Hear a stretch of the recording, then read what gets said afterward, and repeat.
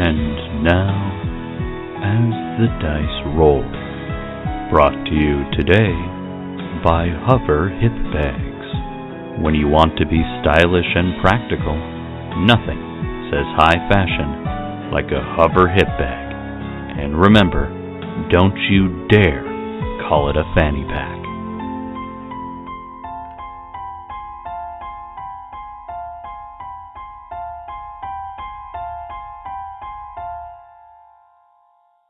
Previously on Cautious Optimism. It seems the proprietor, Mr. Oscar Toft, he killed a man, citizens of the League of Planets. They would be aware that a long time ago, the Bratum had enslaved the Matorb, but as far as you know, they freed the Matorb and made them full citizens in order to join the League of Planets. I'm watching her go. I have to lean into this disadvantage. His restaurant is based on weird stuff that he's gathered from all over the galaxy, he says. Oscar Toft has hired my uncle's attorney to represent him and is also offering through him to pay us 10,000 lobsies to investigate the murder of Sam Silmanson. You all need to know, I didn't kill anybody. And he hits the play button, and you see Oscar Toft in a ship, kind of rummaging around in something. A human man walks in, and Toft turns around and shoots him with the laser gun. And the officer hits pause and says, I think you've got your work cut out for you.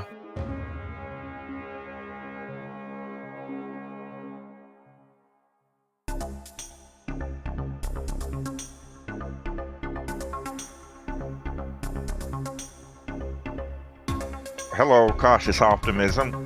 Aurora Borealis Shand. A human woman. I'm not interested in selling this ship. She has a huge smile on her face. She's very important to me. Hank Crawford. Engineers. Bad news, good news. Bad news, fuel leak. Coming and going from the spaceport. Good news, I found duct tape. Kyan Brunt. A Matorb. I am a doctor. A 9-foot-tall, 4-armed creature. I don't care if they call me, hey you, just let me do my job. Rico. Humanoid. I'm observing you. Cat person.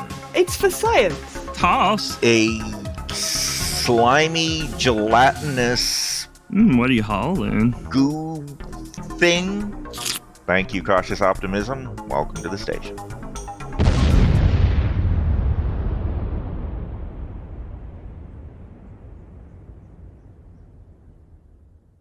When last we left the party, they were in the detention center, and Detective Joe had just shown them what would be considered pretty solid evidence that Oscar Toft had a video of Oscar Toft committing the murder that he is accused of. So Kyan has a question. I want to know who did he kill? Like, who is this guy that he killed? We know his name was Sam Silmanson. So Detective Joe will answer that by saying, Sam Silmanson. He was a merchant and trader. He had just flown into the station to, brought some supplies or whatever. And as far as I know, he got along with everybody and was getting ready to fly off to, his next mission or his next job or whatever. It seems a little random. What was his trade? He was a merchant and trader.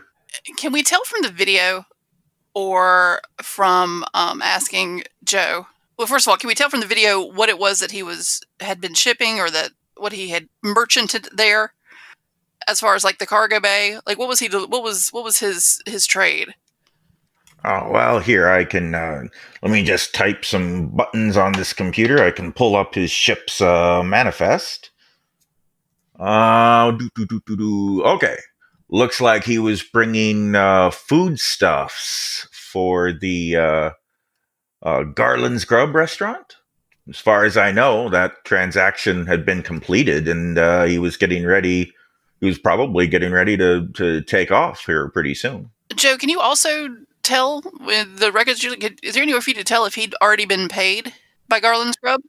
I don't really have access to the like financial data, so. Okay.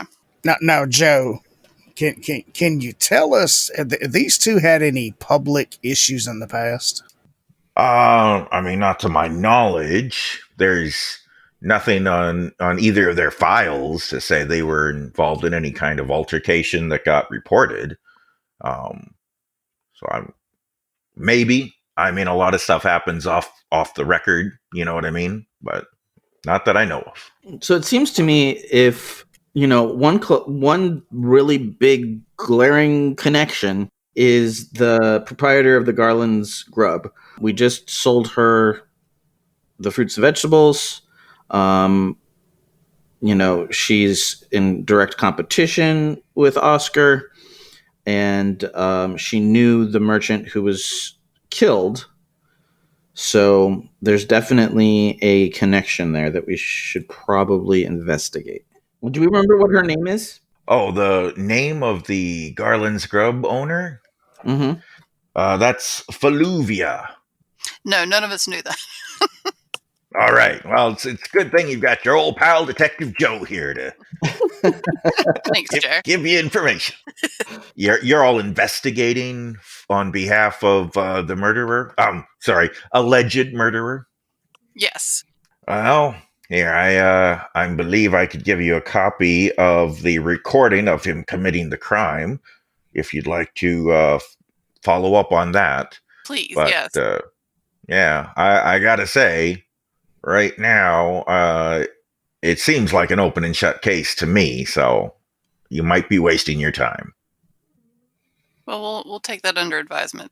He takes out a little circular disc, very much like the recording that Peter Shand's message to you was on.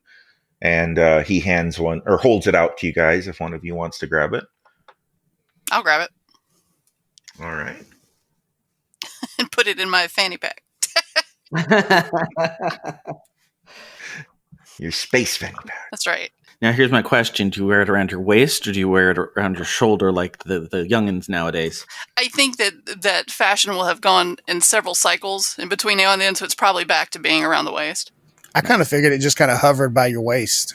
So it's a hover hip bag. Yes, that's exactly what it is, a hover hip bag. All right. Well, Joe looks at you. He sips his coffee. Yeah. Can I do anything else for you all? I think we've got a lot to go on. What do you think, guys? Yeah, I think we've got some leads that we can follow up on. I thank Joe for his time and head on out. I was thinking as we were leaving, I kind of lean over at Captain Aurora and be like, I hate to be that guy, but is it entirely possible that Oscar's just guilty? I mean, so far, I think that's all we have to go on. I think it is a possibility for sure. He obviously doesn't have a stellar reputation among anybody here. Yeah, but he seemed to be telling the truth when we talked to him. So, Okay. I mean, it could be. I mean, we're going to be here anyway until we figure out the fuel leak. So we might as well also make 10,000 in the process. You're the captain. So, okay. As you leave the detention center, they do return all of your weapons and everything that you'd had to check in. Oh yeah. Just wanted to FYI that. And then it's up to you guys where you want to go and what you want to do next.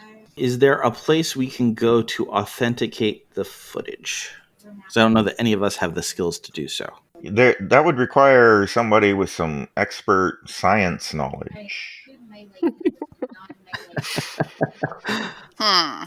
Where would we find a science officer with such skills? Well, I mean, on this station, the points of interest you know of are, just as a recap and everything, the Crooked Comet restaurant, Garland's Grub restaurant, Arledu pub, the Everything and More general store, the Temple of the Unhatched Egg, an avian church, a hotel, which is simply called Hotel. There's Best Parts, the spaceship parts store. There's the med station. There's the detention area. There's the station's command room. And then, of course, there's the docking bays. Are we going to have to go back to the Best Parts store and look for like the Geek Squad? Or maybe they'll know someone who does visual. I'm thinking maybe we walk up to one of the station attendants acting like tourists and like, hey, do you know where someone could hypothetically authenticate video? I'm open to that. Yeah, works for me. Okay. So in the part of the station you're in now, is near the detention center. There's not a whole lot of foot traffic. You could find one of the security personnel walking past, perhaps. Do you want to ask one of them? That's probably our best bet. Well, have at it, Hank. Excuse me, officer. All right. This is an avian woman wearing a security, uniform. Son of a bitch. Is she attractive? Among her people, she certainly is. Crap. Whether you choose to be attracted to a bird person is that's up to you and how you want to play your character. My character only has one rule. All right. Well, So- she does have a pulse. If that's the rule, I don't know what the rule is. Female. And Oh, attractive. okay. Well, there you go. She says, "Hello. Hey, how you doing? I'm very tired from a long shift at work. How may I help you, citizen?" We're trying to find someone who can authenticate a video for us. What? Oh, I don't know about that. Okay, let's start here. Where do the smart people hang out on the ship? Oh, I think smart people don't hang out on the space station. Yep. Okay. She slaps you on the back and gives a hearty chuckle. She initiated contact. I'm going to have to slap her on the rump. Do you do that to the Yep. security officer? Yep. Great. No. Okay. She says, "Oh, what? I started that by touching you first, so I'm going to let that slide, but please don't make physical contact." Okay. Should you change your mind, here's my business card. Change my mind? About what? What? Wink, wink. Okay. And she tries to wink back at you, but maybe bird people don't know how to wink because she just blinks both eyes. You see me over to the side with my head tilted trying to figure out how this would even work. How? I mean, okay. And with that, she turns and walks back to the detention center. Sorry, Captain. I gave her all she's got, and I can't figure it out. Yeah. Please don't make us have to also get you out of jail over here. It's okay. I'm good for it. So, all right. I'm trying to think of who would. What? Where do they get their video authenticated from? How would the police do it? Well, they probably have their own police specialists, but I mean, they've already. You would assume they've already done their investigation and decided that it is legit. How in depth that was, you don't know. Gotcha. But if you're looking to get it like a neutral third party to look at it, the police aren't really the way to go. All right, so guys, I think we're gonna have to go possibly look for some dark alley types who might be able to help us, air quotes, encrypt a video. Because if they can help us encrypt a video, which might be something we would ask someone to do, they also might be able to tell us if this one is real or not. It's good logic.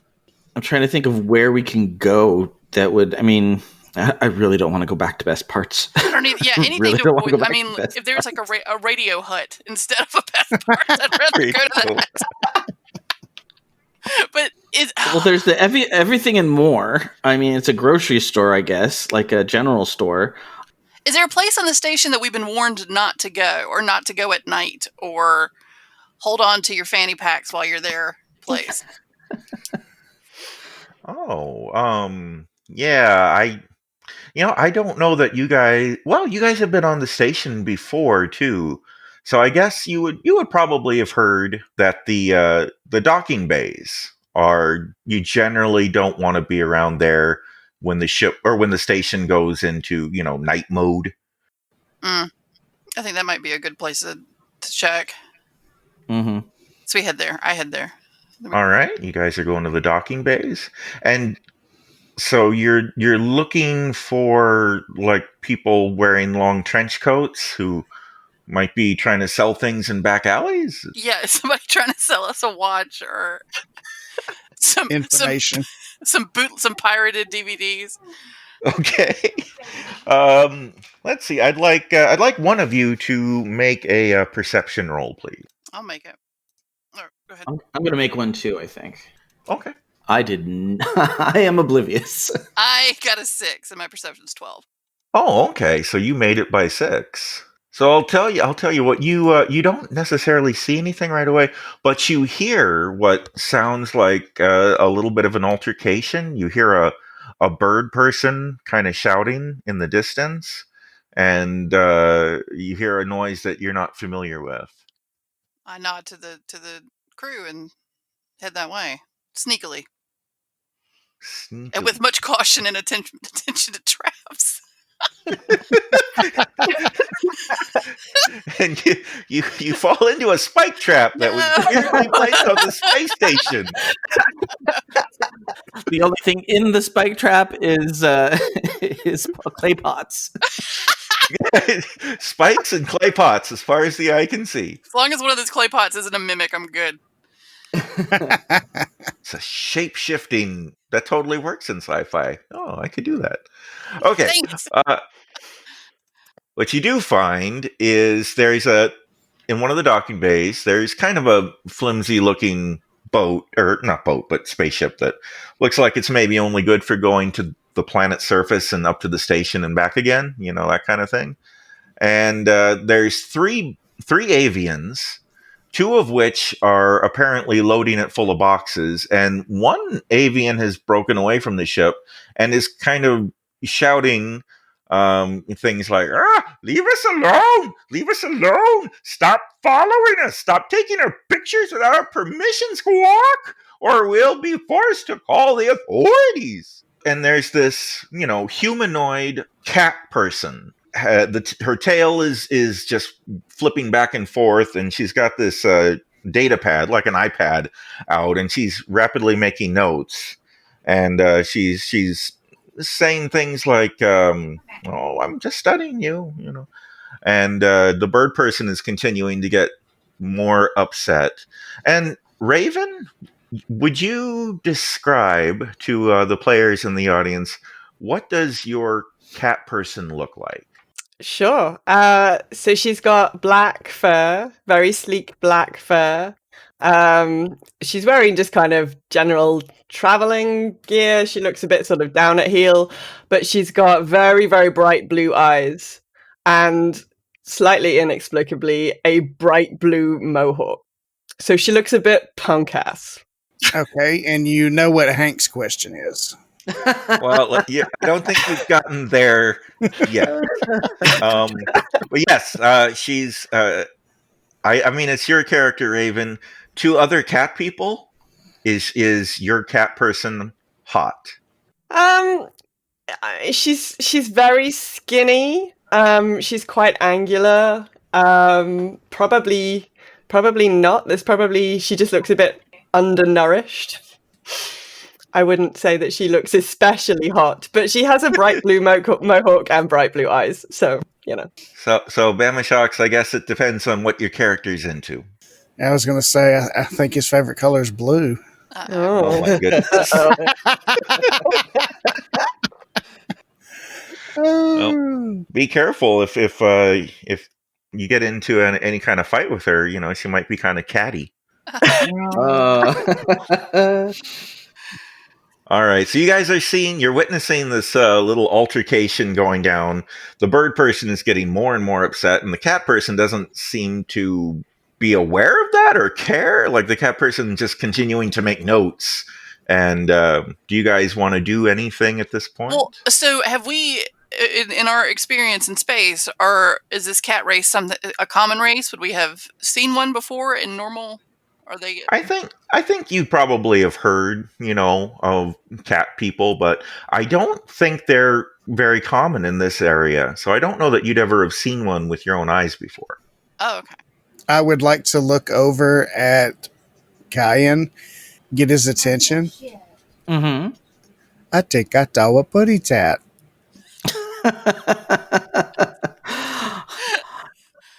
There's he can do a quadruple facepalm if he needs to. I opened fire on my own team. Oh my god! Right, this is our first combat, so there was a no bad jokes in your contract. No, all right. So I start edging closer to the cacophony, to the what's happening, just sort of observe some more. All right. And the bird person is saying to the cat person, "Leave! Leave! I demand you to leave!" And what would you like to do and or say in response, Raven? I think she said, "Look, I'm just taking notes. I'm just taking notes. That's all I'm doing. Just taking Notes notes. about what? Notes about what? Just interested in what you're doing, how you're doing it. I'm just ignore me. Pretend I'm not here." Very hard to ignore somebody watching everything you do. It's for science. I'm observing you. I'm making notes. I will call the authorities this instant if you don't leave. I'm not doing anything. I'm just watching. I'm not hurting you. Oh my gosh! It's very interesting that you have such an aggressive reaction to my just simply observing you. I'm not harming you at all. The bird person is completely flustered, looking around and realizing there's more people in the area now. She calls over. She's looking right at Rory and says, Are you going to spy on me too?" I promise you, I couldn't be less interested. What's going on? There's a lot of noise. What's happening? Ask this one. I'm just observing these avian people. I'm just writing down their reactions and I'm just seeing what they're doing. I'm not hurting them. I'm just standing here. I'm a scientist. Kyan's gonna kind of walk up behind her and just kind of, as she doesn't have a problem with it, look over her shoulder at her notes to see what she's writing down. She's going to give you a bit of a side eye. Mm-hmm. She's a little bit aloof. I'm a scientist. Are you a scientist? A medical doctor, so sort of. I wouldn't say these are medical notes. No, but I see how you're kind of observing different things. We've learned that they struggle winking. Oh. And at that she starts, she sort of flicks through to some different pages and she starts making notes about winking. And she sort of starts cross-referencing some of her previous notes. That's very interesting. How did you learn that? Under what circumstances? I can answer that question. They also don't like being swatted on the bottom. Oh. Well, one in particular didn't like it. We don't know that the whole species doesn't. I don't think I've ever tried swatting them. Maybe I should try swatting them. Hey, you, can I swat you? You stay here. I will not stand here while you say my people are bad at blinking, whatever that is. We would be great at blinking if we knew what it was and wanted to do it, and nobody is slapping me on the bottom squawk. You should leave. I would like to swat it on the bottom, please. Oh my goodness. no. Oh my goodness. Okay. Just a nice solid swat on the bottom, and hey, how you doing? Security! Security! I've been assaulted! And the bird person is now running back to the ship shouting, "Security! Security!" See, I told you they don't like it. Maybe we ought to head over here before security gets back. Oh, so she's just making notes. So if you want her to come with you, you might need to like grab her because she's just like absorbed in making notes. So I sort of do the very, very kindly kind of walk up beside and maybe sort of guide you with us and say, so why are you studying the avian? They're just so fascinating. Do you not think they're fascinating? Not particularly. But they, I don't find them as fascinating as I find your hair and your startling blue eyes. So I get in between. Kyan's gonna assist this maneuver and pull Hank over to the side. Yeah, she's giving Hank a really filthy look at this point. Look, out of character, I've never regretted taking a disadvantage as much as this. This is so outside my own personal character that it makes me uncomfortable. My favorite thing is I took curiosity, and you were like, "Oh, that's going to be bad." No, it wasn't bad. Yeah, so far, it turns out lecherous is a much more interesting disadvantage. Yeah, okay. So, by the way, I'm Rory Shand. Hi. My name is Rico. No, I can't trill my R's. Okay. It's okay. I understand the limitations of other species. It's not a problem. Yeah. The whole time I'm just trying to get us kind of as far away from that talk as we were, and kind of sort of like what's nearby? Is there one of the pubs or one of the places nearby? Yeah, I mean, all of the restaurants and stuff are in kind of the center of the station in this kind of common commercial type area. But yeah, you guys could it's pretty much just a straight line to the center of the station. So if you want to go there, you certainly could.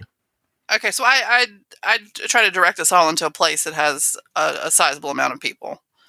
Now, the pub was Arledu.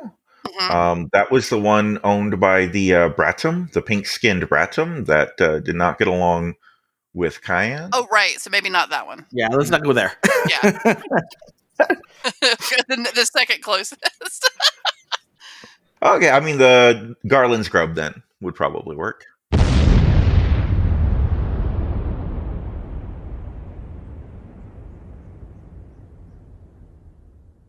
A wild raven has appeared from the tall grass. Hi, I'm Joe Hogan, editor of As the Dice Roll. I hope you're enjoying this week's episode of Cautious Optimism. I know many of you have been anticipating the addition of Raven to the Cautious Optimism crew. For those of you who are not part of the World of Warcraft community, Raven is one of the co-hosts of Girls Gone WoW. It's a community-focused World of Warcraft podcast on Warcraft Radio. Last week, they released episode 459, where they talk about BlizzConline. And this week, they're going to be talking about the Maldraxxus Covenant. We're very, very excited to have her as part of As the Dice Roll. Raven, of course, is not the only person on Cautious Optimism putting out content right now. Kelly will be releasing a new episode of Mating Habits of the Modern Geek on Monday. Episode 116 is entitled Two's Company, COVID's a Crowd, Non-Monogamy During a Pandemic. On last week's Geektitude, my co-host Ray and I put out a 2-hour episode covering just episode 7 of WandaVision. We're kind of obsessed. And we'll be releasing an episode that probably just focuses on episode 8 on Sunday. And of course, go support Todd on the Nerdberg Review and Bama Shocks on Twitch, as well as on his YouTube channel, Let's Go Fishing. As always, I want to encourage you to email us at podcast@asthedicerollcast.com, or better yet, you can leave us a voice message. Just click on the link on our website, asthedicerollcast.com. That's it for me this week. Let's get to know our new crew member right after a quick commercial break. When toxic culture has you down, when you're just looking to laugh and have fun, kick back and enjoy watching a video game, or just make some new friends, it's time to visit the Geek Media Network, a community of podcasters, streamers, and bloggers. Well, more of a family than a community. All dedicated to geeking out about the things we love. Things like video games, Star Wars, comics, movies, K-pop, Disney Plus, Keanu Reeves, new, or whatever our community decides is the next best thing. That's right. We have a great online community on Slack and Discord where we chat about our weekly geekery with listeners and viewers. And each other.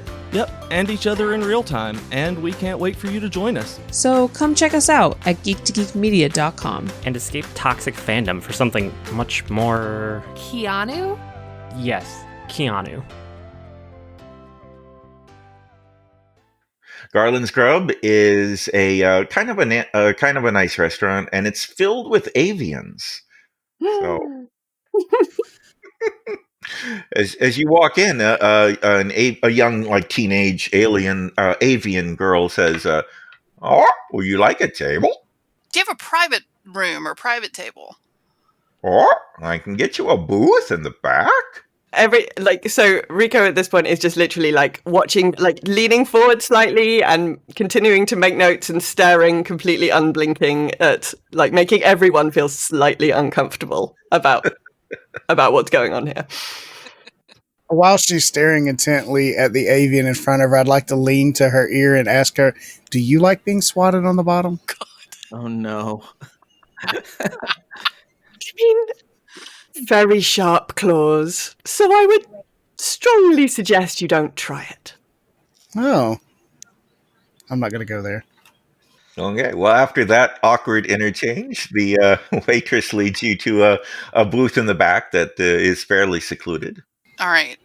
What about, have we heard any sort of like commotion? Is security looking for us or anything like that? You haven't seen anything to indicate that. Okay. The waitress comes back to your table and she's holding what looks like a nest. And she says, "Do you need a child seat?" No. No? No children? No. Okay. Very confused by that statement. She walks away holding the nest.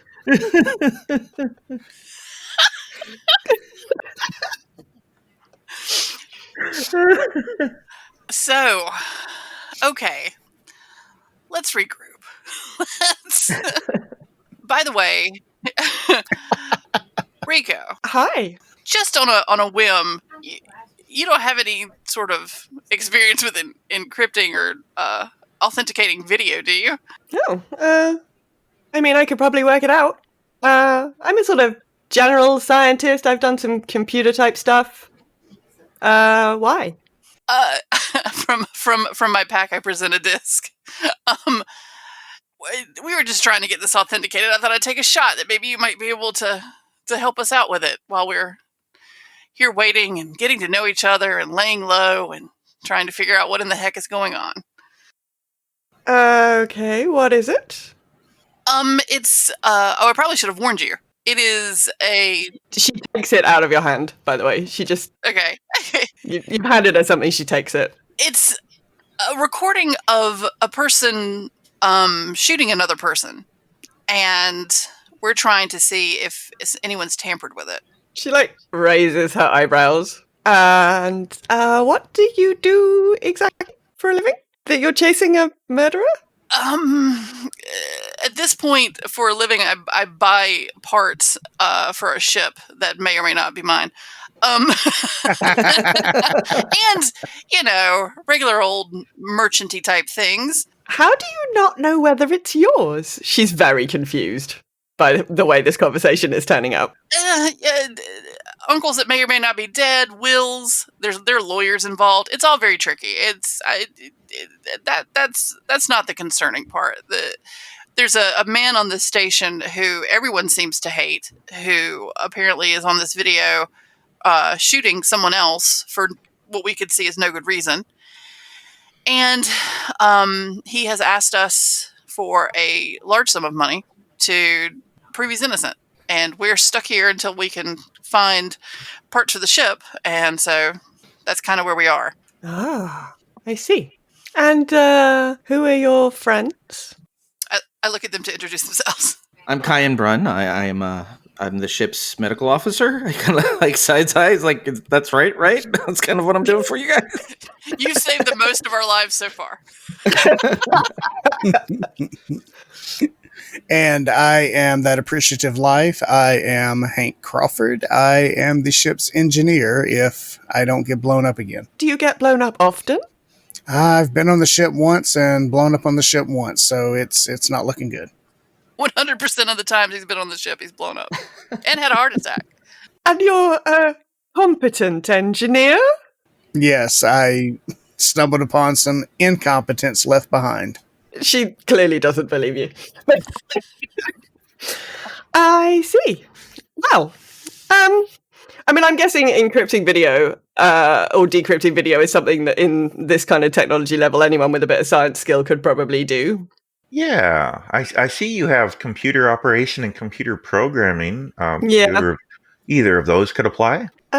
Yeah, I mean, I'd be happy to take a look at this for you. Obviously, I'm also looking for work, so there might be a cost involved. Well, I mean, I'm all about divvying up shares to people who help. Would you be looking also for a more permanent job? Well, I don't think going back to the surface and continuing my studies of the avians so directly is that prudent at the moment. They seem to not like me very much for some reason. It's very odd. So, yeah, I guess I don't really have anything else to do right now. So, yeah, why not? Fantastic. Science officer acquired. That sounds like an achievement. Exactly. Achievement unlocked. Achievement unlocked. So I guess the chip that you've given her would fit into the kind of data pad. Do you think this is something she could do from the technology she's currently holding, or does she need to go somewhere to do this? I'm not quite sure how your world works. I think that you could do a basic examination with just your data pad and the device. If you had access to a more powerful computer system, you could do a more thorough, in-depth check. Okay. Well, I could take a very quick look at this for you now. So what am I going to do? Roll. You're going to roll 3 6-sided dice, and looks like computer operation and computer programming are both at 11. Yeah. So you want to get 11 or less. Okay. I'm rolling my lovely gemstone dice. Oh no! I got 16. 16. All right. Well, these dice are clearly calibrated for Dungeons and Dragons. a nice high number would be good in that game. Yeah.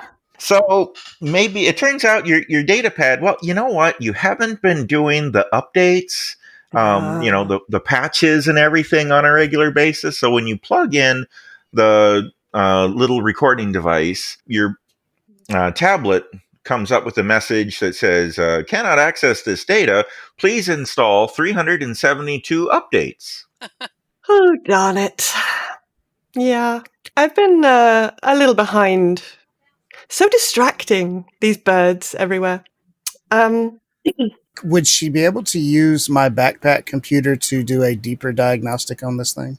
Yeah, I think so. Oh, okay. Yeah. So I roll again. Describe your backpack computer. Like, is it a computer strapped to your back, or is it like a laptop in a backpack? It's a computer that is in the backpack. I mean, I really don't know. It says wearable computer, so I guess it would be like its own pack. Okay. I mean, if it's a sort of sizable computer, you'd have to imagine it was quite powerful in a technology level like this. Yeah. As opposed to your little iPad thing. As opposed to my little iPad, my little unupdated iPad. All right. Well, I think that'll work just fine. Then, yeah, go ahead and make another roll using the computer fanny pack thing. The computer fanny pack thing. Okay, that was a 9. All right. So this time the computer does in fact read the video disc, and it plays through the recording. So you see it's probably about 5 minutes of video, but the interesting bit is right at the end when it's 5 minutes of this human man kind of doing tasks inside his or tasks on his spaceship. Looks like maybe he's trying to repair something. And then this other human walks up. They say something, but there's no audio on the recording, so you can't make it out. But and then it looks like the guy in the ship pulls out a weapon, and the man who approached him already has a weapon out. There's a flash of light as he fires a laser, and then the person who is doing work on the ship falls over dead, and the other guy just turns and walks away. And then as the playback ends, you start to see indicators in your software and everything, and you start interpreting the data. And basically what you're seeing is that the recording has not been tampered with. It has the correct security markings of being an official station security recording, but there is a very primitive little sensor in this in the camera that recorded this that checks for vital signs, and the vital signs for the apparent alleged murderer just seem a little bit perfect.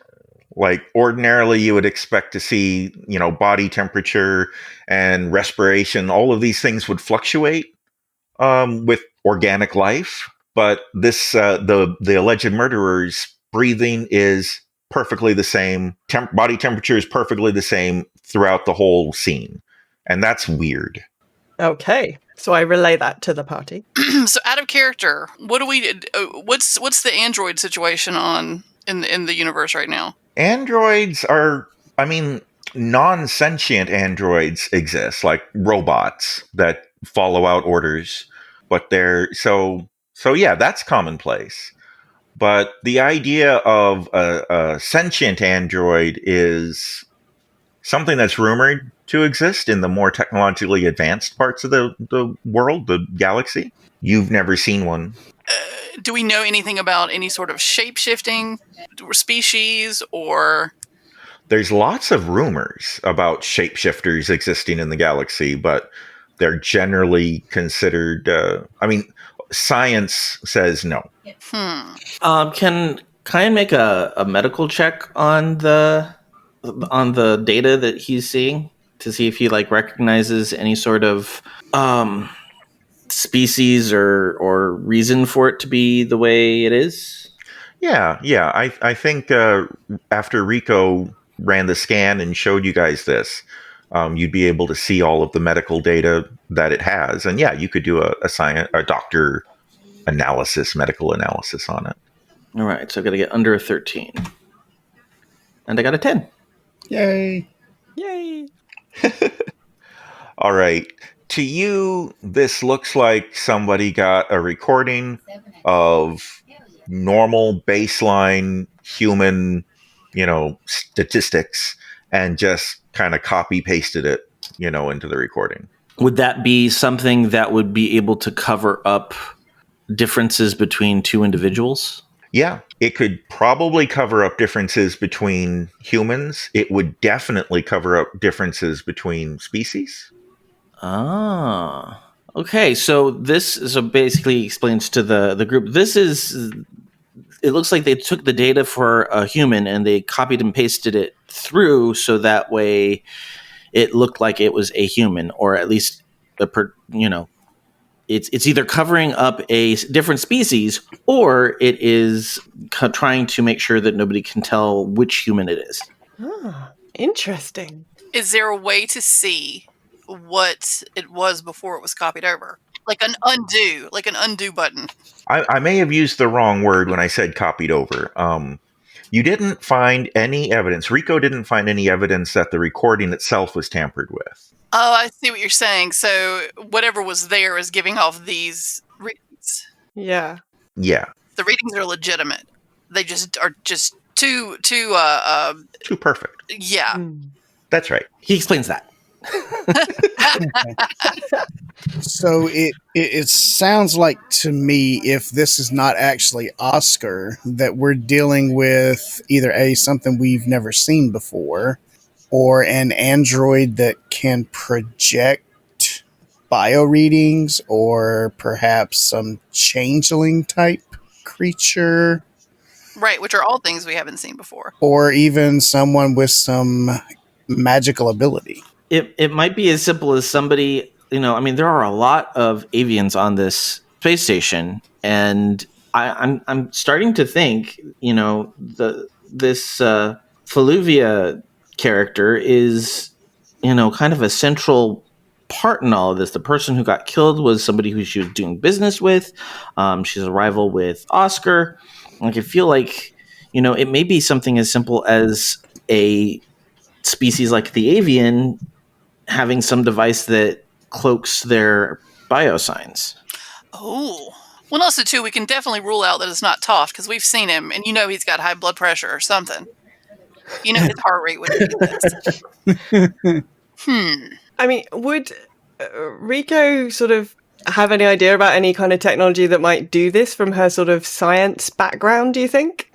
As interested as she seems to be in studying other cultures and other species, I think that she's probably seen technology, a lot of robotics technology created by some of the more advanced people or more advanced species in the galaxy, and would be comfortable saying that a robot could be built to,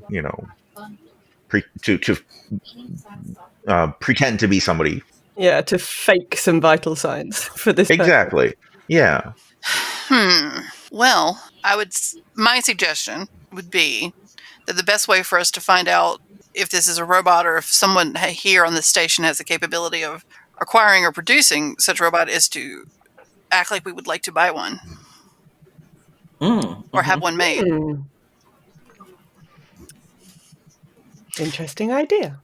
And Kyan, I think you're right. I think that Faluvia might be the one to go and potentially ask.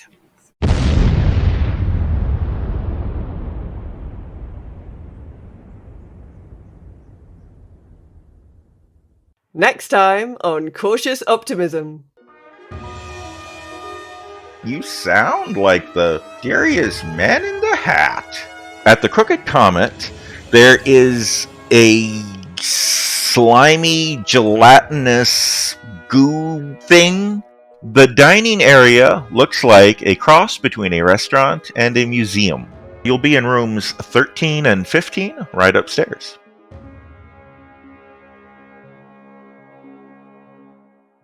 You've been listening to As the Dice Roll. The As the Dice Roll intro music is The Soap Opera by James Bowers. You can find and license his music through Pond5 at pond5.com. All the rest of the music in this episode is by Darren Curtis and can be found at darrencurtismusic.com. The opening voiceover is by our very own Rob Sometimes. You can find his podcast at comicbox.libsyn.com, and the As the Dice Roll logo was created by Maricel Edwards. Check out her book No Great Matter at msedwards.com. As the Dice Roll is a proud member of the Geek to Geek Media Network. Check out other Geek to Geek shows, streams, and content at geektogeekmedia.com. If you'd like to contact the show, you can send an email to podcast@asthedicerollcast.com. Individual players and GMs' social media can be found on our website at asthedicerollcast.com.